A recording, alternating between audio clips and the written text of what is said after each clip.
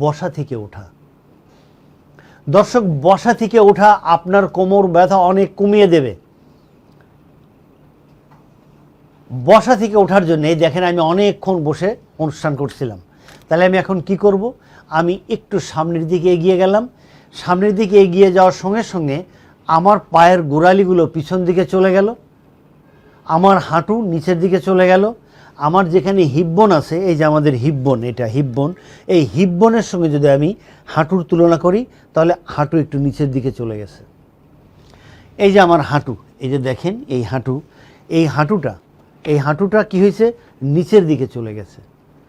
অর্থাৎ যখনই হাঁটু নিচের দিকে চলে যাবে এই হিপবোন থেকে, তখন আপনার পেছনে, আপনার ব্যাকে, এই যে আপনি ব্যাক দেখতে পাচ্ছেন, এই যে আপনার ব্যাক, যেখানে আমাদের মেইন প্রবলেমটা হয়, এই ব্যাকে কি হয়?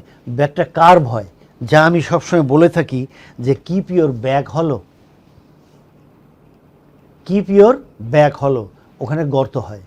এখন আপনি এই গর্ত হওয়ার পরে আপনি আপনার চেস্টটাকে সামনে নিয়ে আসেন, শোল্ডারটাকে পিছনে নিয়ে যান, লাইক এ পুলিশ পোস্টার। পেটের মাংসকে শক্ত করেন এবং আস্তে আস্তে আপনি সোজা হয়ে আপনি এই দাঁড়িয়ে গেলেন। আবার যখন বসবেন তখন পেটের মাংস শক্ত, পুলিশ পোস্টার, শোল্ডার পেছনে, পেট শক্ত করেছি, বুক সামনের দিকে, পেট শক্ত করে আমরা ঠিক সোজা হয়ে মেরুদণ্ড সোজা রেখে বসলাম। দর্শক, এই বসা এবং ওঠা অবশ্যই এটাকে চেষ্টা করুন সঠিকভাবে বসতে, সঠিকভাবে উঠতে। বসা এবং ওঠা আমাদের অনেক ব্যাক পেইন কমিয়ে দেবে, অনেক ব্যাক পেইন প্রিভেন্ট করবে। এবং তার সঙ্গে একটু যোগ করি, অনেকক্ষণ বসে কাজ করার পরে অবশ্যই উঠে দাঁড়াবেন, একটু হেঁটে আসবেন, অথবা পেছনে হাত রেখে আপনি সোজা হয়ে আপনার কোমরটাকে বাঁকা করবেন, হাঁটু নয়। কয়েকবার কোমর বাঁকা করুন এবং সোজা হন।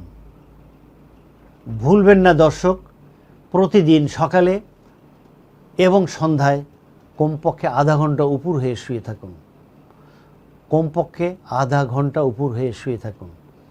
এই উপর হয়ে শুয়ে থাকার মাঝে অবশ্যই দুই হাত পেছনে রেখে মাথা এবং কাঁধ উপরের দিকে উঠান।